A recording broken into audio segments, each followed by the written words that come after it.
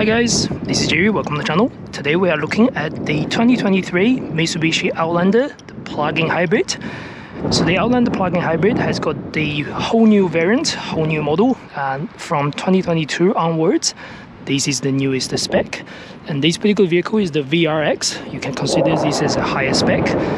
In New Zealand, the Outlander PHEV starting price is just over $60,000 before the clean car rebate. And these particular variants kicks in at $75,000 before the ORC and on-road costs, of course. From exterior, the Outlander is just over 4.7 meters length and the wheelbase is quite stretched long. So this is very identical to what you find in the Nissan X-Trail or Nissan Rogue, whichever you want to call it in different markets. Behind the seats, this particular vehicle comes with the 7-seat version, so in the back you can still fit something around 1 or 2 suitcases, but once you drop the seats you will be able to have around 450 liters of boot space, but it looks way larger than that. To be fair, there's no space saver. Instead we only get the puncture fixing kit or mobility kit. Before I put down the seat, I'll quickly show you how to step in. To go into the rear seat, you have to pull this forward and then you can step in. Unfortunately, it's not going to be the most comfortable seat. There's a big gap over here. You have to move the seat forward to be able to fit someone. So in most cases, this is going to be sort of an emergency seat or for little, person or little child. For an adult like me, it's not going to be comfortable. So I would imagine most people are going to use this car as a 5-seater configuration. But it's nice to have the extra seats, and the seat adjustment is quite good. And this is how it looks like with the seats all the way down. So you get 450 liters of boot space according to the brochure, but it looks way bigger than that. It's very square. The loading floor is quite low, so it's going to be very easy for you to load anything. And yeah, heaps of space for family storage or for your travel, everything like that. Let's go to the back seats. So the first thing, it's got very premium soft finish on the seats. I'll step in, slide the seats backwards. I got tons of knee room, tons of toe room, tons of headroom on this particular vehicle. The armrest in the middle is different, so the whole seat's actually folding, but overall very soft, 2 small cup holders. And we have individual air vents plus the heated seats on both side seats at the back. Small pockets on the top, mat pockets underneath.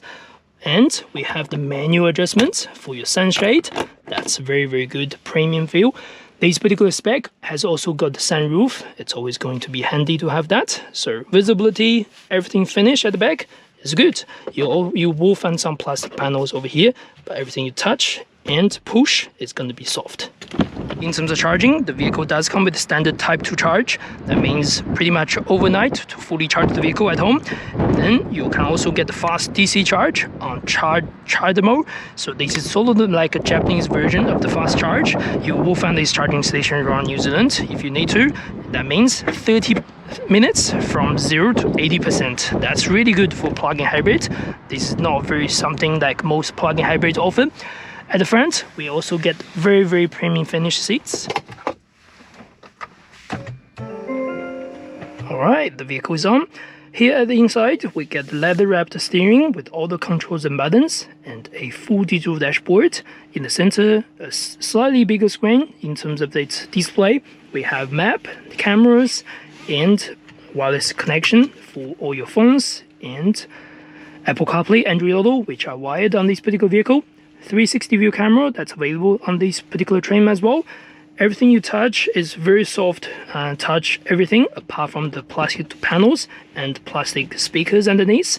So overall, a very premium feel for the cabin. Everything is easy to use. You get controls for your gear selector and controls for your drive mode, plus EV and regeneration buttons. Let's get on the road and have a look. You'll notice when you put on this vehicle on reverse, there's a small sort of warning noise that warns the pedestrian. So that's always handy to have if you're in parking a tight spot. Right off the start, the vehicle felt very smooth and it's powerful. So right now we are driving on normal mode, so that means it's gonna use the petrol plus the EV motor to work together to give you the best acceleration plus a good economy. In terms of drivetrain, this vehicle comes with a 2.4 litre petrol motor combined with single motor at the back, single motor at the front, so 2 motors on the EV motor. Combined, you get roughly just under 200 kilowatts of power and a big 450 Newton meters torque on combined figure. So that's a lot of power for this particular size of vehicle. We're on normal mode. Let's try to accelerate. Whoa, it's fast. So it's got a really good acceleration and it feels really smooth. Since you're not gonna need anything for the transmission, this is just a single speed transmission, everything is really easy to control and handles really well. So the turning circle on this car is only 11 meters. That makes this car crazily easy to maneuver, and it's not light. The steering is not super light, but it's so easy to turn. And your body roll on this vehicle is still very minimum, being such a big sized vehicle with 7 seats as option. You can see how easy this goes around the corner.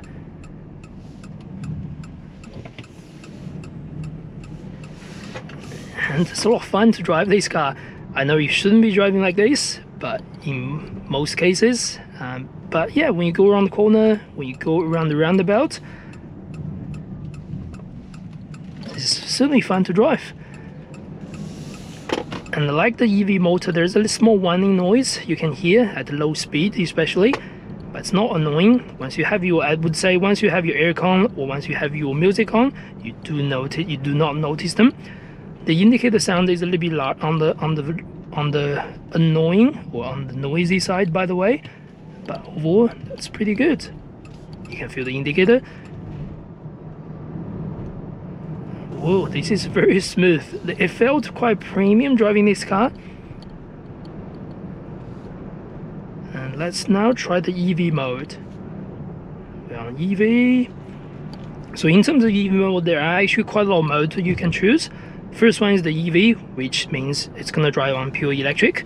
And talking about pure electric, the driving range on this vehicle is up to 84 kilometers on the NEDC cycle. And you can feel on the EV mode, still very smooth. The pickup is not as fast as the normal mode, but still very smooth. And there's no delay on once you put foot down. Let's stop. There's no one behind us. Whoa, look at that. So the first jump is quite heavy, and then after that it's very gentle.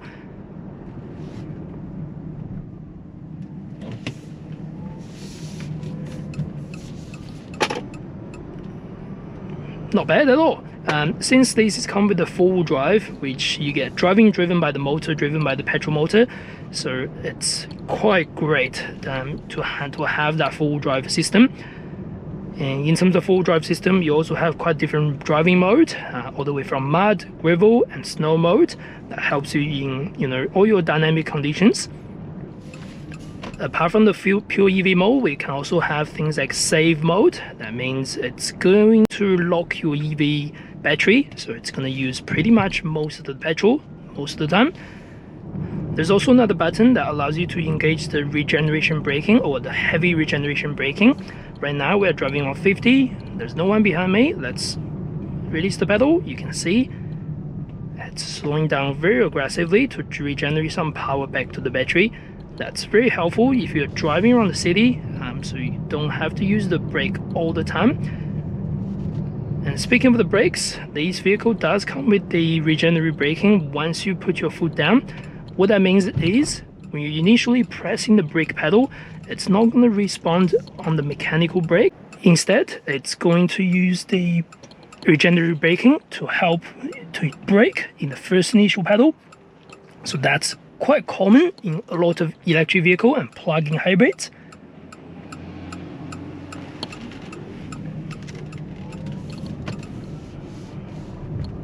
Very, very smooth on the EV mode.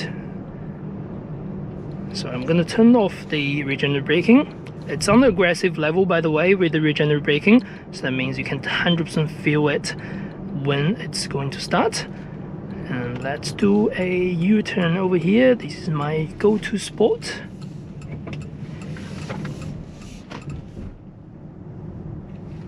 see if it will go.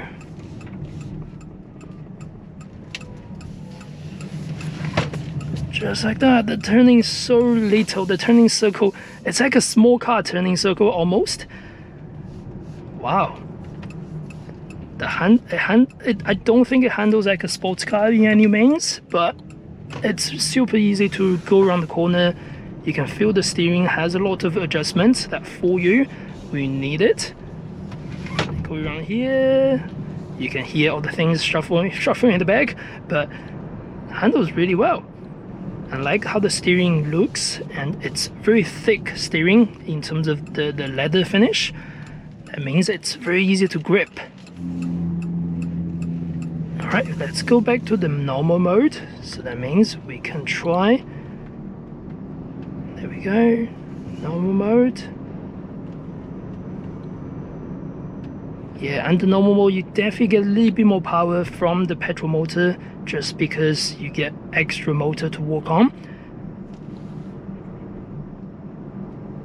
But it still feels very smooth. Like, you don't really pick up the motor noise. You'll notice, no, it's very hard to even notice the motor kicks in, the petrol motor kicks in. That's a little bit different from, like, say, your Toyota hybrid systems. I find this being very, very pleasant to drive. It's really quiet. You don't notice any noise or anything like that.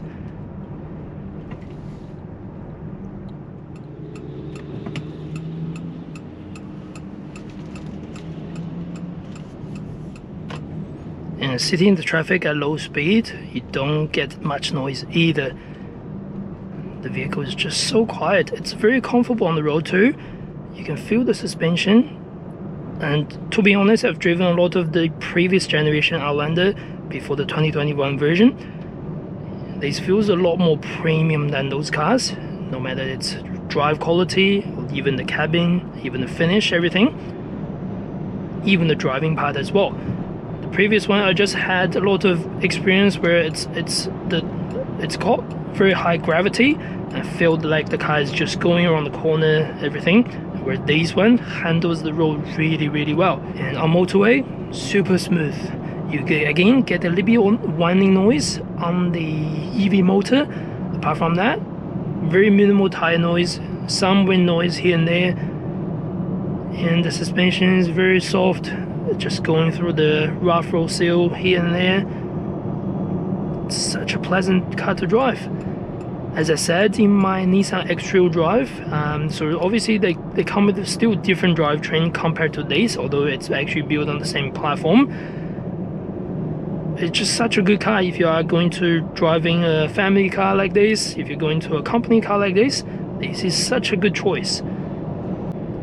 Since we're on motorway, we can quickly go through the things. This vehicle comes with a full package of safety technologies, speed sign recognition, adaptive cruise control, lane departure warning, lane keep assistance, blind spot detection, pre-collision warning, pretty much all you can think of for this particular price range. And speaking of price, this vehicle is selling at $75,990 plus ORC in New Zealand.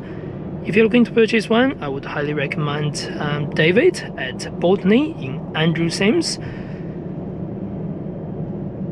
So I'll leave his contact details down below if you're looking to purchase one of these. Let's go back to the motorway again to try to see another less acceleration. Have a go.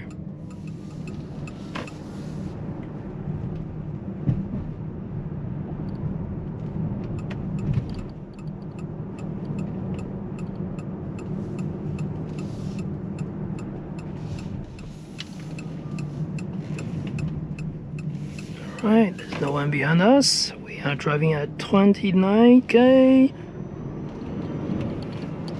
Good acceleration, definitely very good acceleration. Let's go around the corner. You can even push this car around this corner like that. Wow. Only at 70k I'd get a little bit body roll. I have to slow down around that last corner, but it's really impressive for the size of this car. How it handles, how it accelerates over the line. You have no speed, you have you have no problem going over a certain speed or overtake someone if you need to. And you also have the power mode on the very left. That's gonna give you a best throttle response. It's gonna put all your petrol back in. Otherwise, normal mode is what most people will prefer, I suppose, during daily drives. Alright, since we're going to sit in traffic for quite some time, this will be the end of this video. What's my verdict? I really love this car. As a family car, probably gonna be used for most cases 5 seats. I do not think anyone will use this for 7 seats every single day or every single time. This is a really good car for its size, for its performance, for its equipment, and it just goes really well. Like it honestly felt like an electric car driving this car instead of plug-in hybrids in real world, and it's gonna give you really good consumption. If you're interested in any other POV test drive videos like this, please make sure you subscribe and like. That would be really helpful for the channel. Otherwise, I will see you next video. Thank you very much.